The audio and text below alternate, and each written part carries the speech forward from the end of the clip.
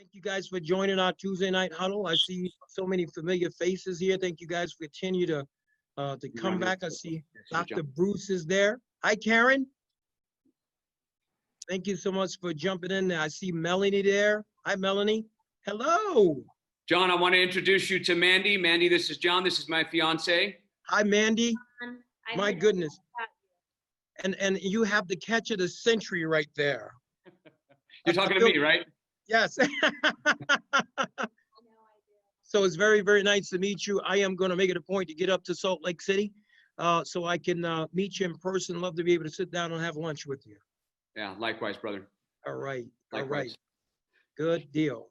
I want to, before I turn Dave loose, and what an amazing story and what a rock star this guy is, to know that his message is going to encourage a lot of people. Just want to ask if there are people, is that my friend Amy Tarkanian?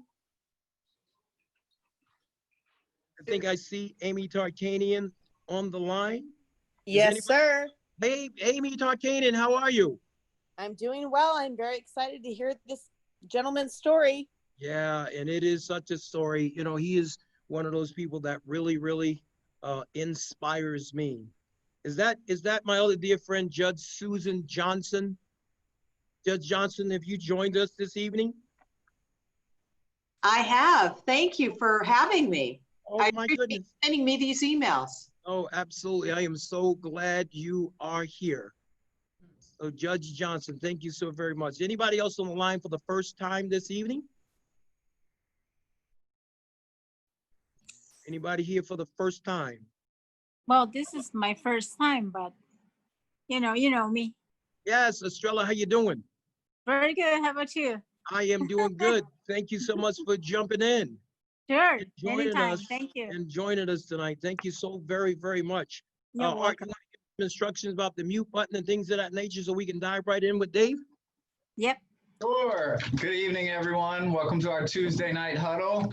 As always, if everyone could keep their phone or their tablet or whatever device you're logged in on mute whenever you're not speaking. If you'd like to pose a question or just wanted to speak what's on your heart, go ahead and put your name in the comments and we'll be sure to try to call on you time permitting. Also, if I could ask that everyone please take a moment to follow us on your favorite social media channel.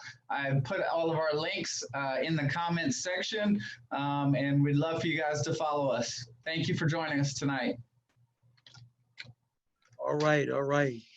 So before we dig in, David, will let you know there's just community leaders. There are a lot of our alumni graduates that are on, our mentors, and just people who are part of our team. And we are streaming live inside Nevada Department of Corrections, the Casa Grande Transitional Facility, where we are working with some men and women who are still currently incarcerated. So as I introduce Dave, let me tell you that I've known Dave for about 2 years now. Might be a little bit longer than that. And I first met Dave as he and I both are part of Stand Together, and part of their Catalyst team. And the very first time I ever heard this guy speak, I didn't want him to shut up because his story is just so compelling. And the reason why I'm invited here, him tonight, because, you know, we're always looking for encouraging stories and people to be able to just impart hope to people who have overcome this tremendous, obstacles in life, and who people just living life on a whole nother level. And that is my friend, Dave Durocher. And I'm gonna read his bio before I turn him loose. Dave Durocher was arrested for the first time at the age 13. By the age of 38, he had been to prison 4 times for a total of 15 years. Dave was arrested again, and this time he was facing a 22-year prison sentence. And what the judge called a chance of a lifetime, he afforded Dave the opportunity to go to Delancey Street instead of prison, but reminded Dave in no uncertain terms that if he didn't complete his commitment at Delancey Street, he would be spending the rest of his life in prison. And not only did Dave complete his initial 2-year commitment, he stayed for a total of 8 years and became the executive director of the Delancey Street's Los Angeles facility for 5 of those years, overseeing 250 residents, and a multiple vocational training school businesses that funded the operation and provided training ground for the residents to learn how to live a constructive and meaningful life. Dave oversaw a 300% increase in revenue during his tenure over the facility. Dave's tenacious interpersonality skills and a good manager and an inspiring and powerful public speaker, as you will see. He has helped countless others regain their dignity and their lives before he moved on to enjoy his own success as the person he had become. Dave helped launch the Other Side Academy in 2015 and is currently the executive director up in Salt Lake City. The Other Side Academy is a 2-year life skills academy similar to Delancey Street, where men and women can come and learn about honesty, accountability, integrity, and hard work and self-respect. Under Dave's management, the Other Side Academy has grown to over $11 million in revenue and donations for 2018, and he has overseen the growth of the student population to over 90 students. It gives me an honor and the privilege to turn our Tuesday night huddle over to my amazing friend, Mr. Dave Durocher. Please give him a wave, shake your hand for my friend Dave Durocher. John, thank you. Yay. Thankfully, you just kind of told my story, so I don't have to do it. I'll just field questions now. Thank you, everybody, for taking the time to be here tonight. And it's an honor that when John asked me a couple days ago if I'd be willing to do this. And I am always willing to share my story, our story, how John and I met, and just what we do and what we've been blessed to be able to do, and helping get other people from where we once were to where we're at today. There is nothing more meaningful, at least in my opinion, in life. He mentioned that I'm the executive director at the Other Side Academy, but as he explained, I haven't always been the executive director at the Other Side Academy. I was a drug addict for well over 27 years. And as a result of that, spent many, many years of my life in prison. So for those of you who are in prison or in the correctional facilities that are listening, before I start to tell my story, I just want everybody to know that change is possible. The story you tell yourself is just that, but change is possible. If I can, you can, no question about it. But you have to be open, you've got to be willing, you've got to be honest, you've got to be vulnerable, and you have to ask for help. So with that being said, at 12 years old, I was the kind of kid that would come home from school and I would steal alcohol out of my dad's alcohol bottle. I'd take a drink and I'd replace it with water so that he wouldn't notice.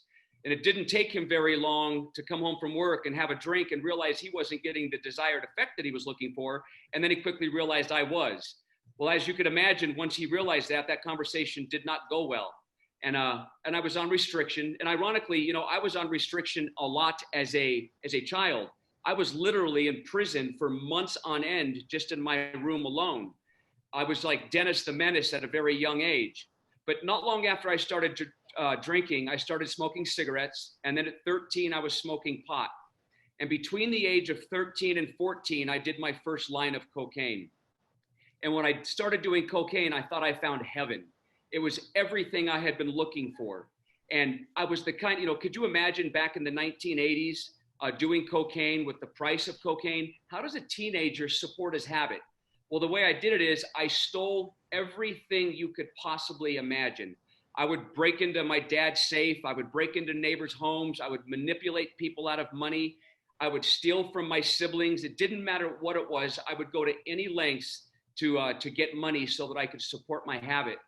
And I was the kind of kid who would go to school and I would, I made it through high school, but even now it's a mystery how I made it through. But I was the kind of kid that would go to school with a small vial of cocaine in my pocket.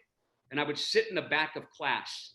And when the teacher was up at the front of the class, I would take that vial out and I'd pour the cocaine between the pages of my book, whether it was history class, math class, whatever it was.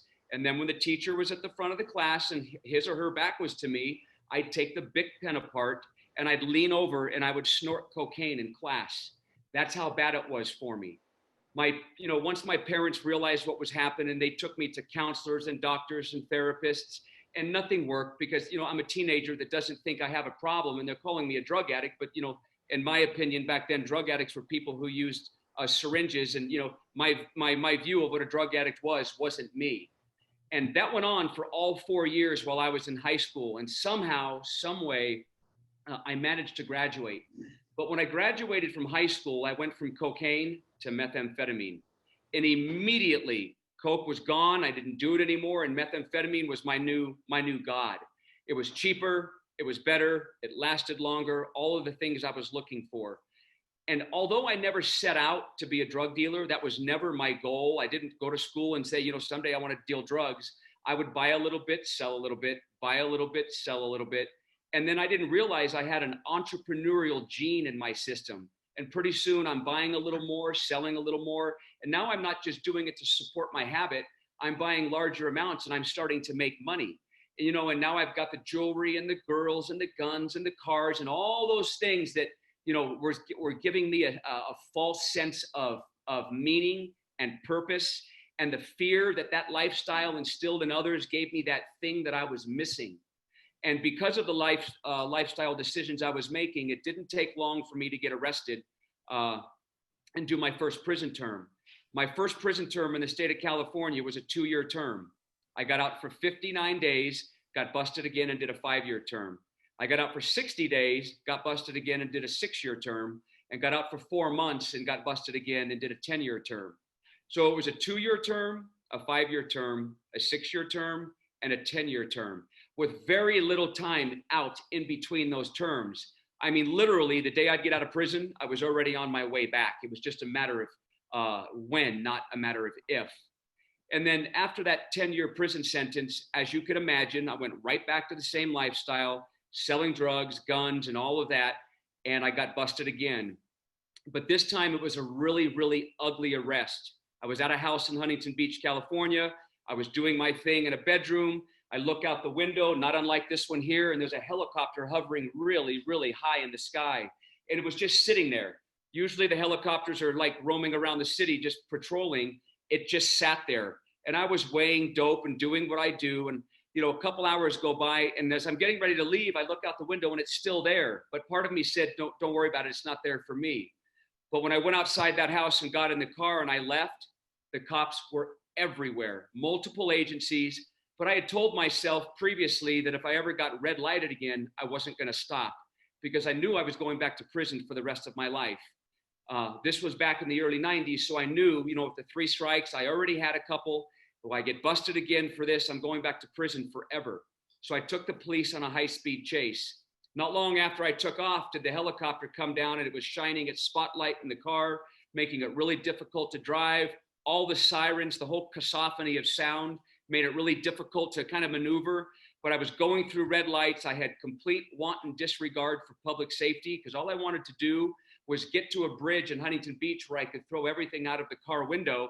And then, of course, when they go down and get it, they got to prove it's mine. But that was my rationale. I never quite made it to that bridge. As I got farther into Huntington Beach and I was getting closer to it, I was coming up on a roadblock at Atlanta at Magnolia, which is the cross street. And there was cops there blocking the road. And I had a decision to make. It was either stop and get arrested or go through that roadblock and hope that the cops kill me.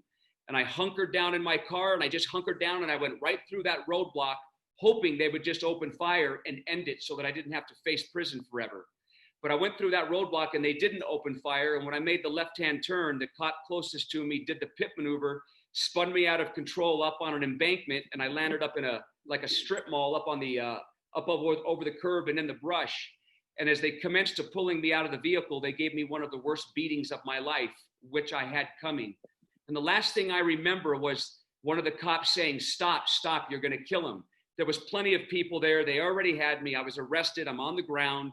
So they couldn't continue without, getting in more trouble, I would imagine.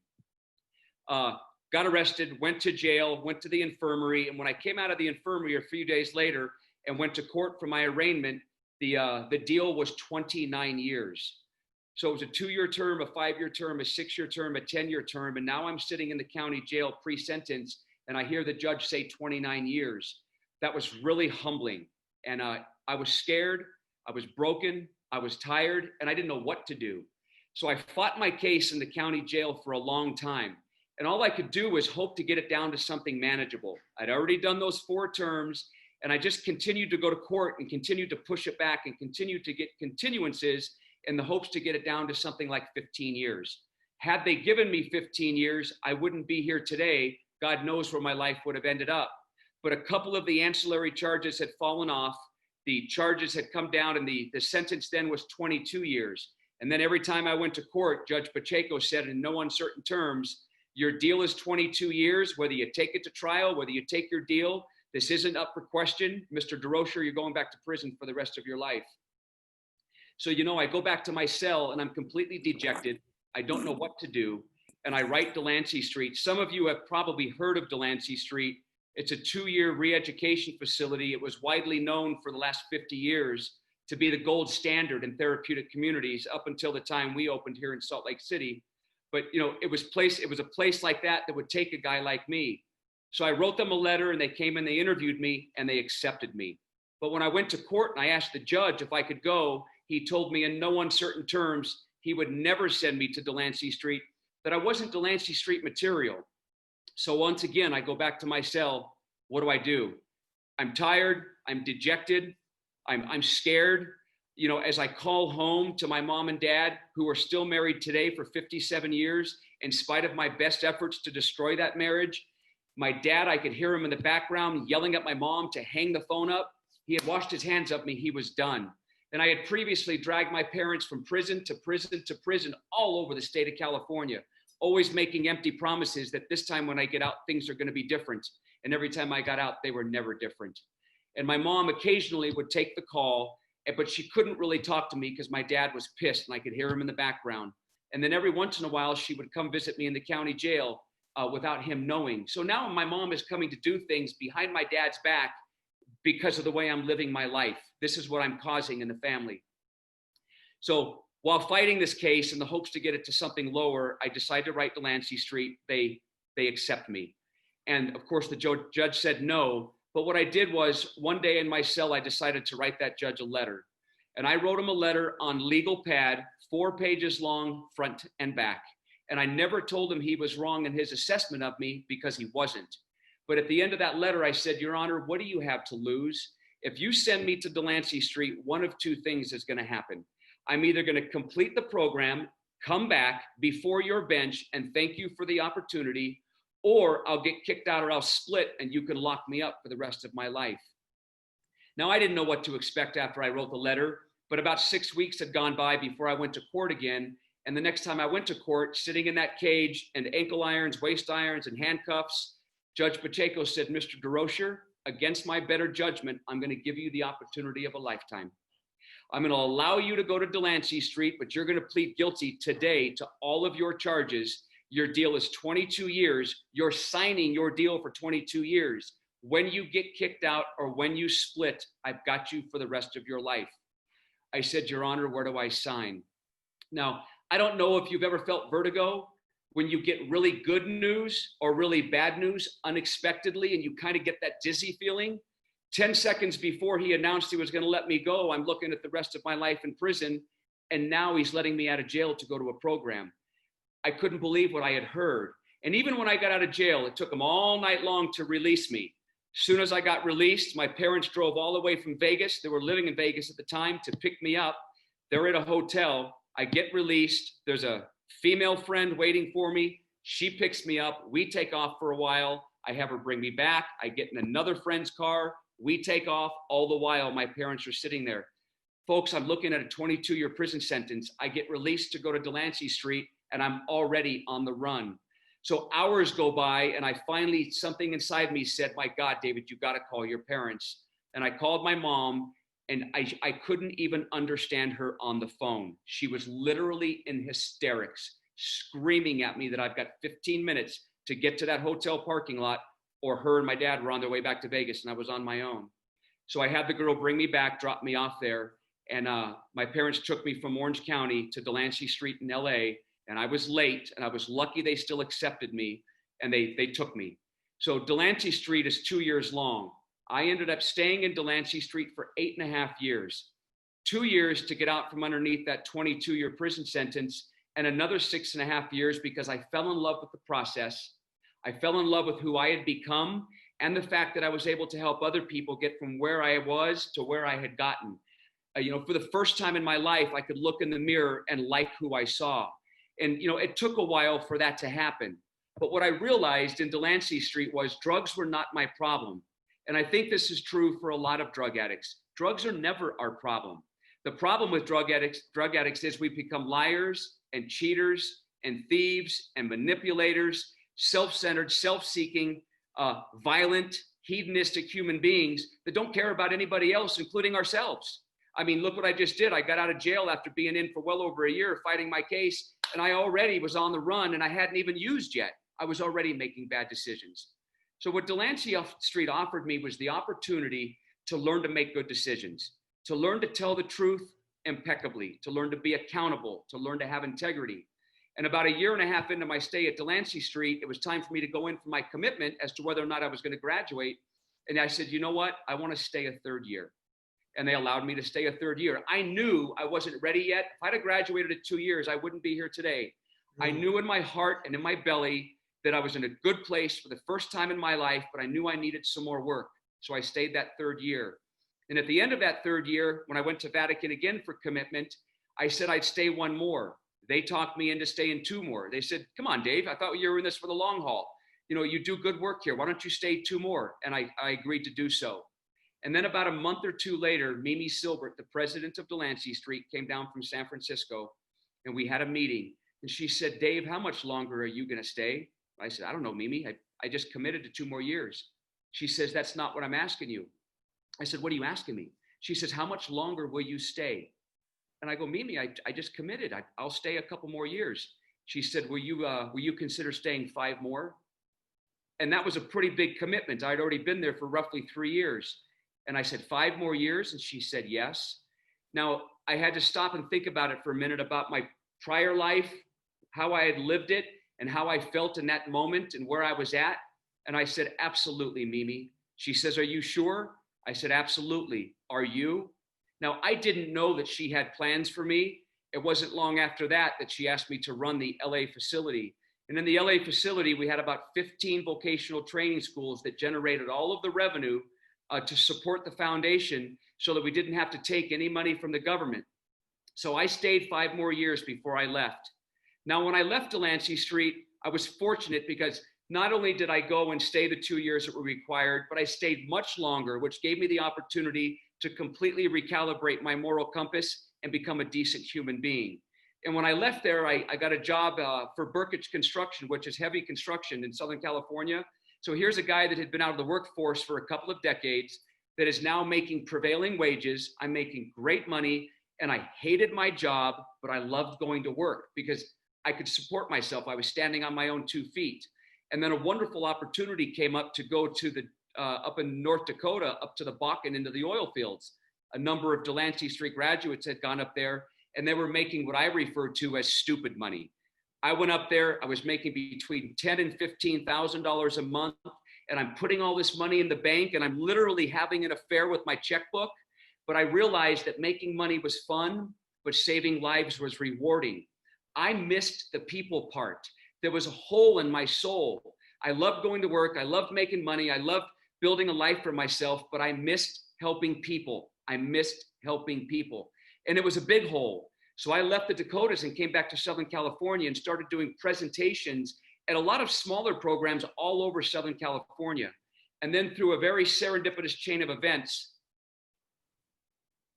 a lady by the name of Charlotte Baker, who had been in Delancey Street for 38 years, reached out to me and she says, Dave, because we remained friends after she graduated, she says, there's a couple of guys in Utah that want to start a replication of Delancey Street. I'm going to meet them this weekend. If they're not crazy, is this something you would be interested in? And I said, come on, Charlotte, they've got to be crazy. Who are these guys? And she says, I don't know yet. I haven't met them. So she came to Utah. She met Joseph Grenny, our founder, Tim Stay, our CEO. And she came back and she says, Dave, they're not crazy. They're the real deal. Do you want to meet them? And I said, absolutely. So about 2 weeks later, both Joseph and Tim flew to Los Angeles. So we met at Fleming's Restaurant at LA Live, right where the Lakers and the Clippers play. and we sat down and we had dinner. And I said, gentlemen, don't ask me any questions. Who are you? What's the genesis of thought behind this? What makes you think you can, and why would you want to? And after they articulated who they were and what their story was, I realized I was sitting in the presence of two of the greatest men I'd ever met. And they asked me at the end of that interview, at the end of dinner, if I would be willing to come to Utah and help them start the Other Side Academy. And I said, absolutely, that I would go to the moon if you don't quit in 6 months when it gets hard. Not long after that, I flew to Utah. We came to Salt Lake City. We looked for a property. We probably looked for about 10 or 12 different properties, and we settled on the one I'm sitting in now. And we started the Other Side Academy. So what is the Other Side Academy? Or TOSA, that's the acronym. The Other Side Academy is a 2.5-year re-education facility for the most lost among us. My average student has been arrested over 25 times. Right now, I've got 95 students here, and maybe 4 or 5 of them have never been arrested. And the other 90, many of them have been arrested well over 25 times. So it's the long-term drug addict coupled with the criminal component, which we all know is one of the most difficult populations to help. But what makes us so unique and so different is not only are we long, which is extremely important, but we're free. So if you write us a letter from the county jail, like I did Delancey Street, pre-sentence, we will go to every county jail in the state and we will do the interview. If we accept you, you can take that letter of acceptance to your judge, your DA, and your public defender, and then they can sentence you here in lieu of whatever county time you have remaining or a lengthy prison sentence, whichever. That's one way you can come to us, or you can walk through our front door 24/7. Take a seat on the bench. We will interview you. If we accept you, you start right then. You need nothing. We take no money from the city, no money from the county, no money from the state. No money from the federal government, no rich mommy and daddy money, no Medicaid money, no insurance money. When I say nothing, I mean nothing. It is completely free. So when you think about that dynamic, you think, well, then how do you do it? How do you support yourselves? Here's how we do it. We have a number of social enterprises that the students operate that generate the revenue so we can continue to do the work that we're doing without charging anybody anything. For example, we have a moving company here in Utah called the Other Side Movers. When you get a chance, go online, look up the Other Side Movers. There are hundreds and hundreds and hundreds of 5-star reviews. It's the #1 rated moving company in the entire state of Utah. Last year, we did $2.4 million on the moving company alone. We also own a couple of thrift boutiques called the Other Side Thrift Boutique.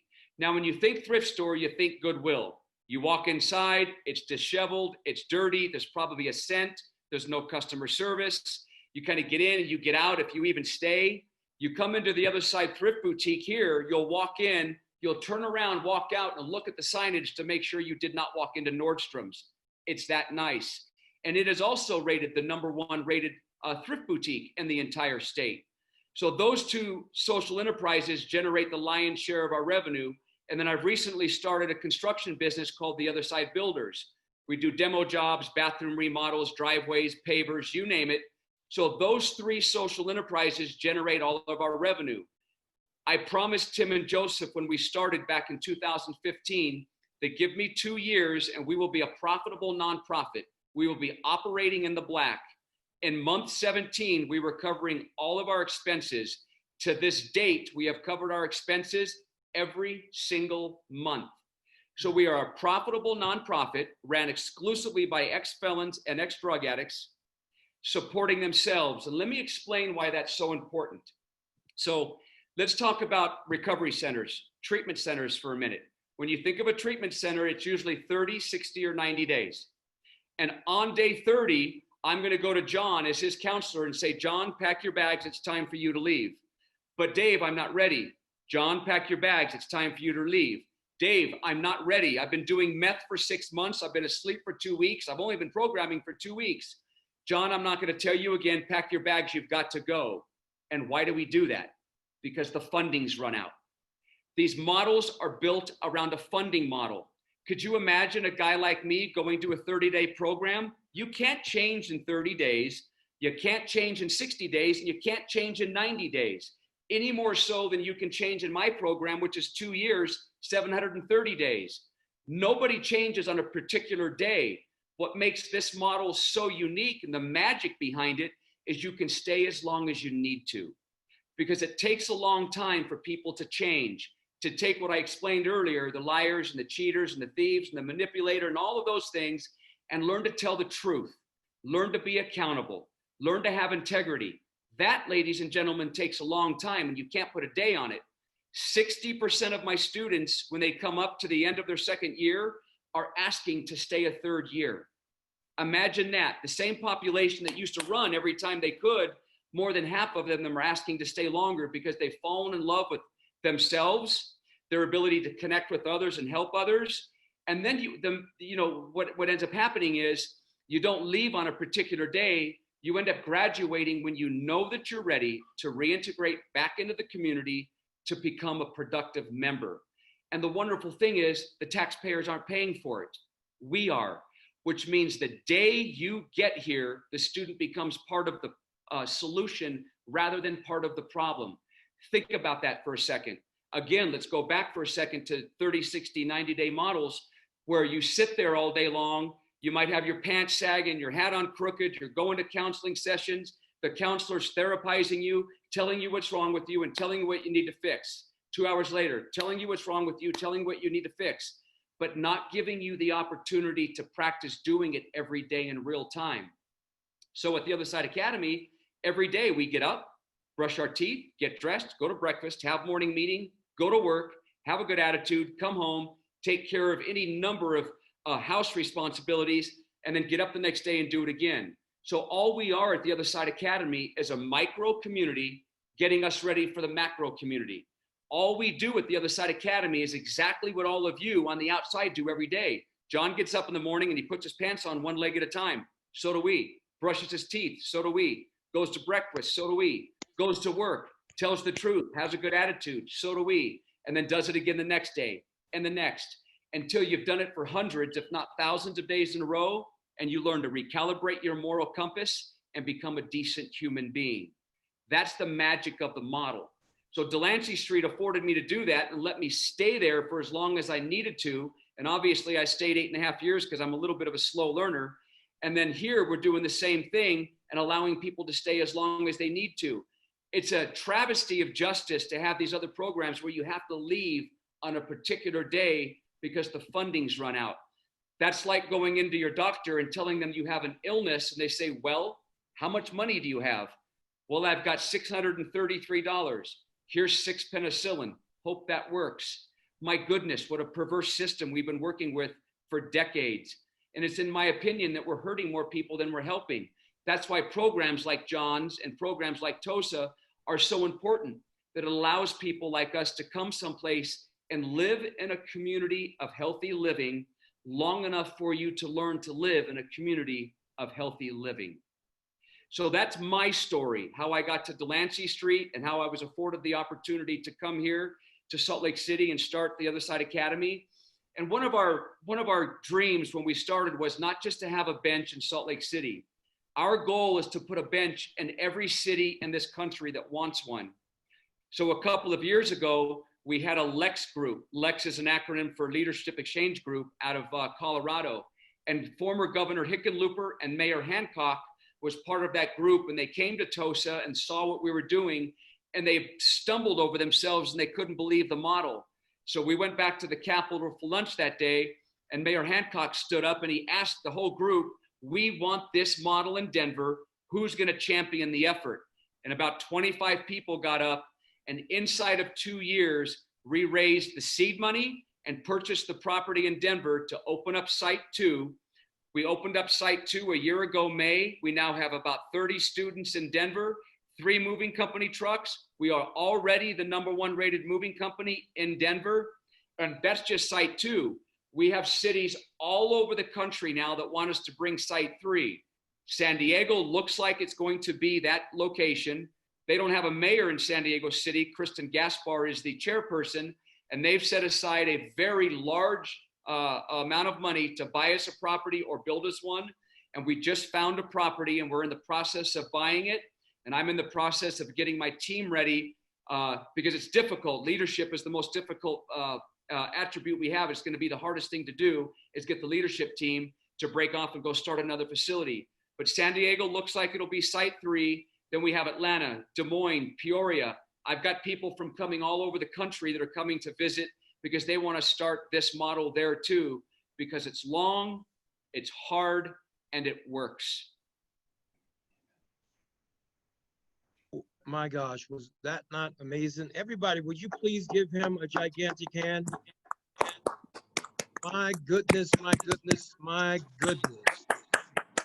Did I not tell you guys that you're in for the absolute treat, right? And when I tell you that, you know, I have heroes in this world, and Dave Durocher is one of my heroes, right? Is someone that, you know, that we look up to for inspiration, someone that we glean insight from, and what he has done with the other side of the academy, not only in Salt Lake, but what is being spread out across the country is something that should be just not only admired, but modeled. I'm going to yield the floor to any questions. No questions, comments that anybody might have. Well, we have Dave Durocher here on the line. If you just let Art know. If you guys please keep your system muted. System muted. And if you just let Art know that you have a question or a comment for Dave Durocher, please let Art know now. And I believe there's a Beverly Austin that has a question. Okay. Beverly, what's your question for Dave Durocher or comment? Sorry. Oh, I'm sorry. Hi, everybody.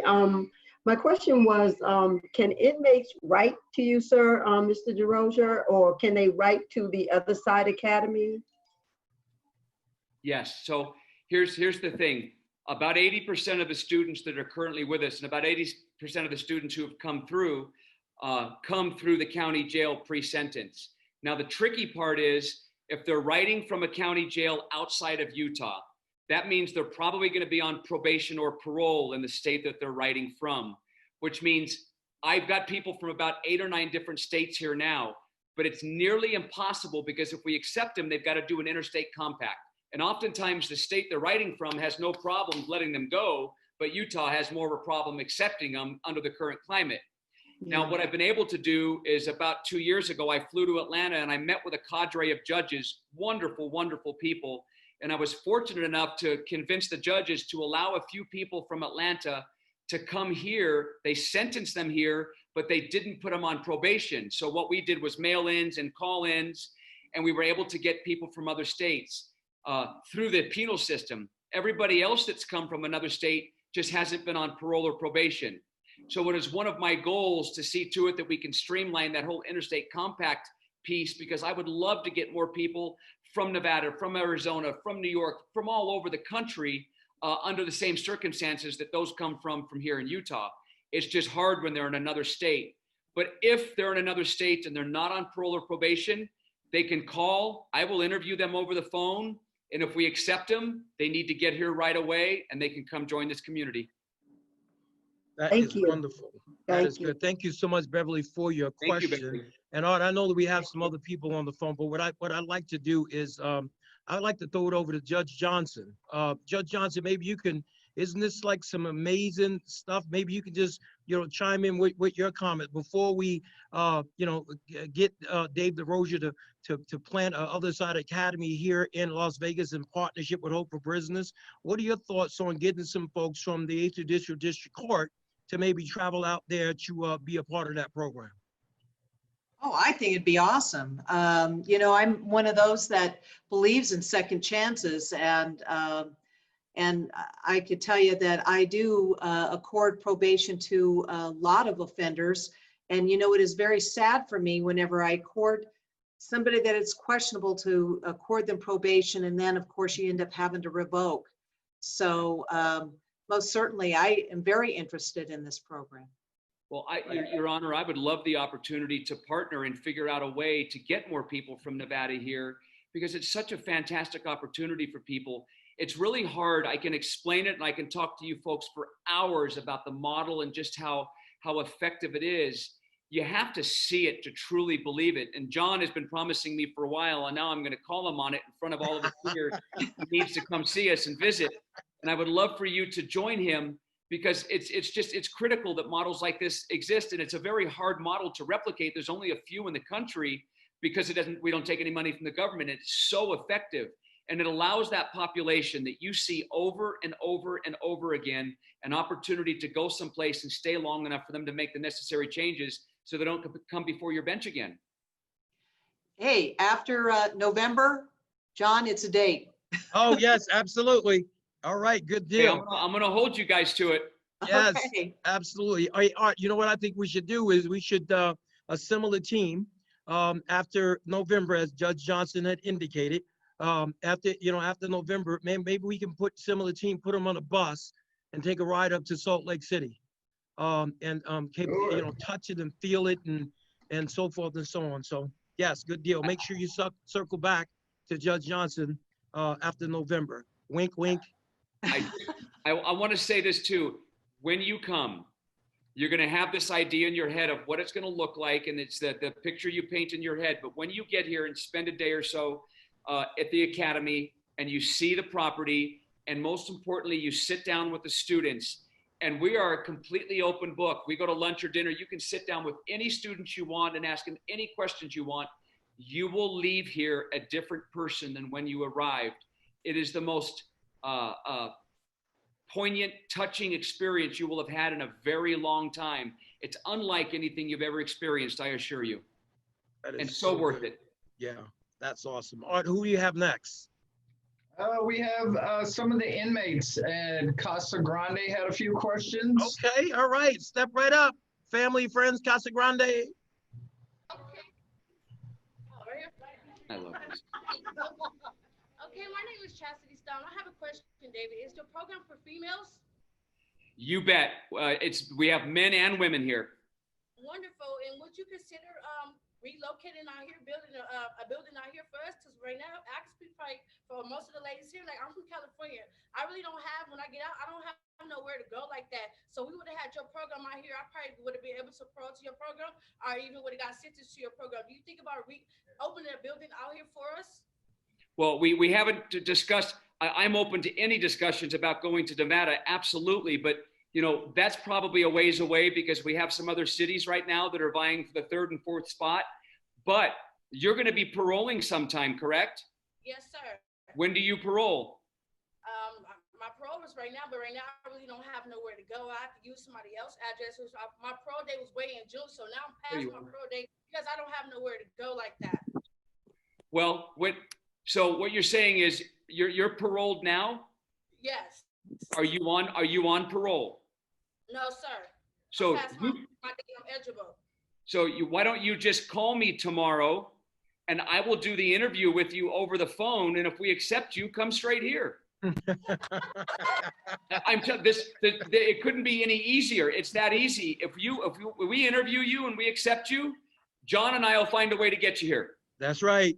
Thank you. Come on. Yes, that's awesome. I would love to see her do that. That would be fantastic. Yes, absolutely. We will, hey, Michael Russell? Yeah. Michael, Yeah. can you step up a little bit here? Just a sidebar. Can we see if we can get that coordinated for her to make a call up to the other side Academy? Let's see if we can work that out logistically. Yes, just send me the number. I'll make sure she comes in my office and gives her. All right, 1 second. Dave, Mike, before you go, you see the young man standing there in front of you? Dave? Michael? That guy right there, Michael? Yeah, I know him. See, Michael is a, oh yeah, you know Michael. Yeah, from the graduations. Yeah, Hi, Michael. okay. Yeah. Just He's want to doing tell, great. You guys are doing great work. Yeah, he's got a history of his own. that's right. Okay, there we go. If I'm not mistaken, he's the first one to work for probation with a criminal background. With Nevada Department of Corrections with a Yeah. criminal background. Yeah. Right. Yes. All right, who we got next? There is a Justine Fillingham, I think it is. I'm sorry if I slaughtered your last name. Yeah, Oh, feeling you're that's fine. Justine. Hi, Justine. I just wanted to say I don't really. Hi, John. You're cutting out me. I just wanted to say that your story had me in tears. I'm originally from Utah, and oh my goodness, it just makes me so happy that you're doing that. People, I actually know a lot of people up that way that I can send your way that are already in Utah. So it just makes my heart very happy to see that people are actually doing something, because Utah doesn't have very many programs like Vegas or other places does. So thank you for what you're doing. You're welcome. Thank you for saying that. All right, good deal. Thank you, Justine. All right, who else we have? Marjorie Jones, I believe, has a question. All right, Marjorie. Okay, hi. I just want to thank you for coming and sharing with us. It's been such an eye-opener, and I have really enjoyed learning about what you're doing and appreciate what you're doing. And my question, the question I had was already answered. So I thought of another one, and that is, when you're starting off initially, where do you get the funding from? Because I see that, you know, it's founded on having all these different enterprises and whatnot for them to be self-sustaining. But what about the initial investment? Yeah, the seed money, it took us a little bit of time. Joseph, our founder, and Tim Stay, Joseph primarily is a New York Times best-selling author. He's written 4 New York Times best-selling books: Crucial Accountability, The Influencer, Change Anything, and Crucial Conversations. And he owned a business called Vital Smart. So he had a little bit of money of his own, quite a bit. But, you know, he wasn't willing to pour everything into it. We did a lot of what we refer to as cottage meetings and brought people together that were very well heeled and had deep pockets. And we shared with them our vision, our story, and what we wanted to do. And over about a 3 or 4 month period, we were able to raise enough money for the 2-year runway money. So it was, it was just a matter of getting the right people in the room to share our vision and what we wanted to do. And we were able to raise the money. And now, you know, when we started in Salt Lake City, we bought 2 buildings, the mansion on the corner that I'm sitting in and the building directly north of me, just those 2. Since then, we acquired 2 buildings to the north of us, one of which we completely remodeled, the other we've tore down because it was dilapidated. We have purchased both apartment complexes across the street from us, and they're both big apartment complexes. And a year ago, we acquired an assisted living center next door. So we now have 6 properties. We've done all this inside of 4.5 years, all right here in the corner. We're literally the crown jewel here in Salt Lake City. But we have to raise the seed money, or what I refer to as the, you know, the starter fluid. And then from there, get the social enterprises started, and we can take it from there. That's amazing. I want to go back for a minute and talk about the neighborhood. So next door to me is a former assisted living center, 46 rooms, all elderly folks. Right across the street, if you look out that window, you can't see it because the trees, that's also an assisted living center. They absolutely love us. They'll call, we'll go shovel their snow, we'll move them from unit to unit pro bono. We sing them Christmas carols, we'll go over on Valentine's Day and dance with them. They absolutely love us. So when we started to sort through the zoning and the land use permits and all of those things, the city came out in droves begging the city to allow us to stay and to operate here.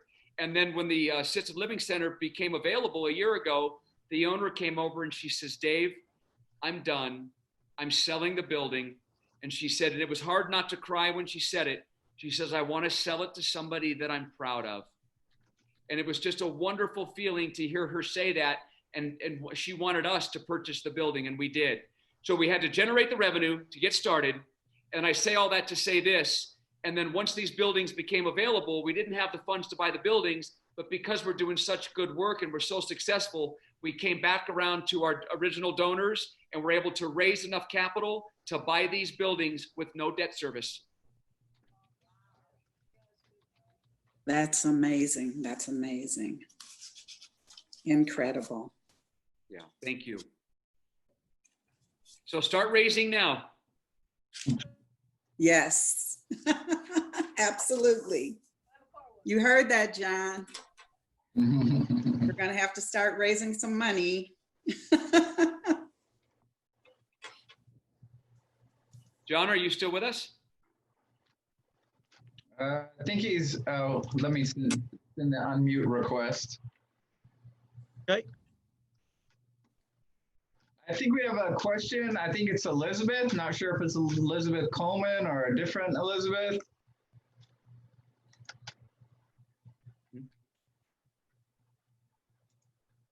Elizabeth. Hey, while we're waiting for the other Elizabeth to come in, I just noticed, hold on one second, Elizabeth. I just noticed in the back there, we have both Judge Johnsons joining us on the line. Judge Eric Johnson, how you doing? Oh, thank you guys so much for joining in on the call tonight. And I even see the dog in the background. Two of the best judges in the 8th Judicial Court right there, right? Thank you guys for joining. Elizabeth, okay, you're up. Elizabeth? Are you there, Elizabeth? Elizabeth, are you there? All right, can you see if you get Elizabeth? Okay. Yeah, your phone is breaking up just a little bit. All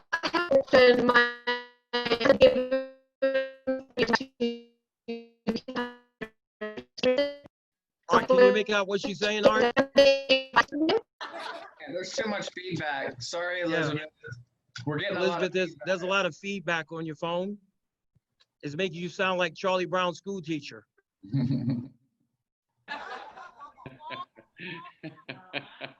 Wow.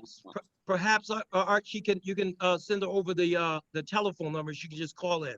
But who's next? Anybody next? I think our dear friend Victor Bruce had a question. Dr. Bruce.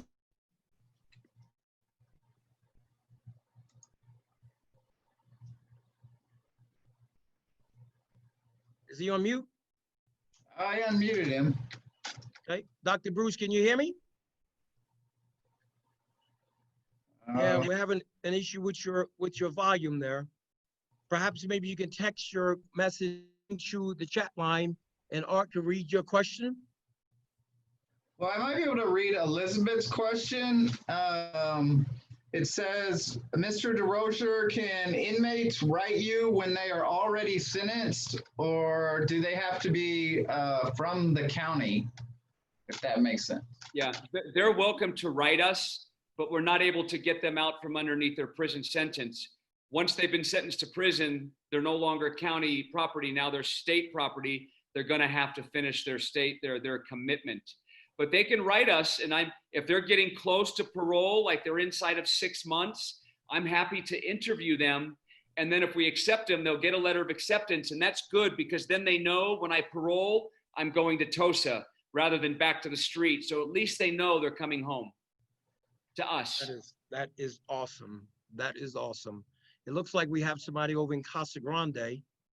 How you doing? Come on, step up. Hi. Don't be shy. Don't. How you doing? Good. How are you doing?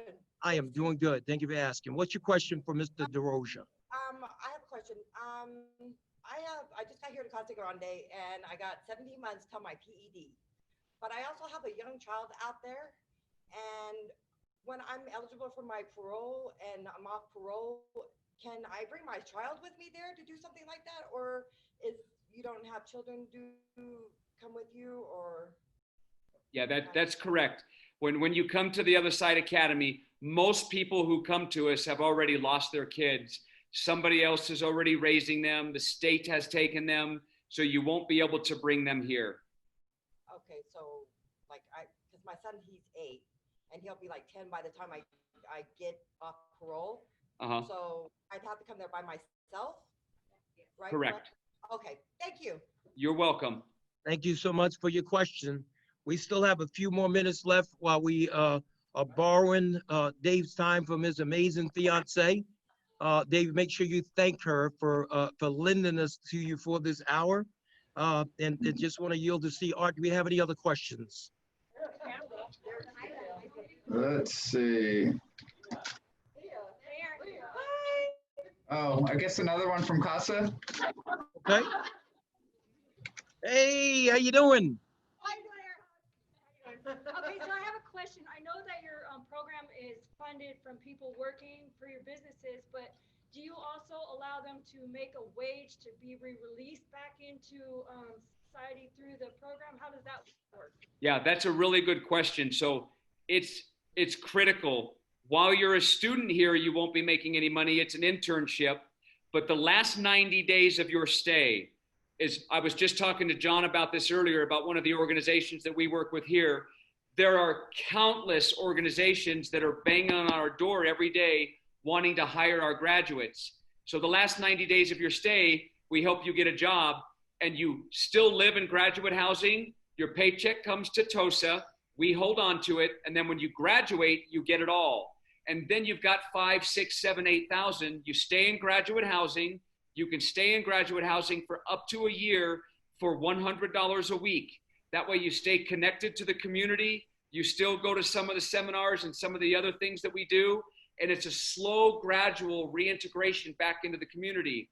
But all of our graduates inside of a couple of months have their card, their insurance, a job. None of our graduates, none of them, on the day that they start their workout phase, have to look for a job. Every single person has a job on day one. Because, you know, when you leave the Other Side Academy, you've been here for 2 or 3 or 4 years, you have a monster work ethic, and everybody is looking for people like us that go to work, they're on time, they have a good attitude, they say something when they see something. It's just a great transition from being here back into the community. So yes, absolutely. Absolutely. Good deal. Good deal. Hey, I wanna, as far as like employment is concerned, I was talking to Dave earlier today, and we won't mention the name of the company yet, but I know that my job developer, Nicole, are you on the line? I know a couple of our case managers are on the line. Dave told me that earlier today, he had gotten a phone call from a huge company up in Utah, a huge company in Utah. And they just so happen to have a huge plant here in Las Vegas, in Nevada. And so, Dave, I'll let you tell the story again. We don't need the name of the company yet because, you know, we just make sure we solidify everything. But tell everyone what the conversation went, how it went. Just so that you know, there's an organization here in Utah that I've been working with for the past couple of years. And let me just pull this up. I think you'll love this. You got just 1 second. I'll share this text with you. She says, "Hi, Dave. Thank you so much for the wedding invitation. You're a beautiful couple." I had to add that part. "I will RSVP this week. On another note, wondering if you have anyone who is interested in earning their CDL, which is your Class A driver's license, and to help me with a pilot driver program idea I have. If it works, I would also try it in Las Vegas. Let me see if it works. I'll also try it in Las Vegas with Hope for Prisoners." So I had no idea about this connection. She says it would have to be someone who come to work at one of our drivers. We'll help them get their CDL. We will pay for it while they're working for us, and then they'll have to make a 3-year commitment. Well, this particular company is a very large organization. So going there to make a 3-year commitment is not a commitment, it's an investment. And for them to get you through the whole CDL process, my goodness, what a gift. And then I couldn't believe that I was getting ready to come on tonight to share with everybody. At the same time, she's saying I'd like to implement it there in Las Vegas as well with Hope for Prisoners. I had no idea that there was a connection there. Yeah. So I'm going to connect John with her a little later tonight, and then you guys can be off and running on that end. Yes. Awesome. Nicole Meyer, did you hear that? Yes, I'm here. That's awesome. Yeah, that's right up our alley. We have plenty of guys that would be perfect for. We have, that's great. We appreciate that. And the beautiful thing is, they look right past the history. Yes, and it is such a, David, I tell you, it's such a phenomenal company. I had taken a look at them, and this is no kidding, right? I looked at them probably about 4 years ago. I toured the Salt Lake City, toured down here. And if I was not, and this is such a phenomenal organization, if I was not the CEO of Hope for Prisoners, I'd go to work for that company. Right. Because of the way they take care of their people, I was just completely blown back by the number one, the amount of money that they make and how they really take care of their employees. So good deal. Yes. So I think we're just about out of time. Dave, again, I just want to thank you from the bottom of my heart for sharing your story. I knew that it was just going to be absolutely phenomenal. When I say that you are my hero, I promise you are absolutely my hero. You're like my brother from another mother. We are going to plan a trip up there to Salt Lake. I'm going to get some members from my team, and even perhaps we can get the Judge Johnsons to travel up there with us to take a look at the incredible job that you guys do. You should be terribly, just tremendously proud of yourself. You know, I know the journey and how inspiring is it to see where you have come from and the things that you have accomplished.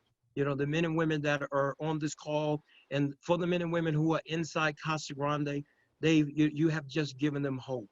If they can just fully understand that there's nothing that's on the inside of you that's not on the inside of them, that they just need to tap into and just, you know, run until the wheels fall off. So thank you, brother. I love you to pieces, man. Tell your fiance I said thank you. And I want to thank you guys for joining us tonight for carving out your time to spend with us on our Tuesday night huddle. We will be back next Tuesday, same bat time, same bat channel. You guys enjoy the rest of your week, and say good night to everyone. Thanks, John, Dave. John. Yes. Thank you. I love you, my friend. All right. I love you for too, this brother. opportunity. And for everybody at Casa Grande, just know that all you have to do is ask for help and seize the opportunity when you get it. The only reason why you're in jail right now or in prison right now is because you choose to be. You can choose not to be, but you can't do it by yourself. You need help. That's why John does the work that he's doing. That's why I do the work that I'm doing, so we can help get you guys out for good. Right. Well, good deal. Give Dave Durocher a big, gigantic hand.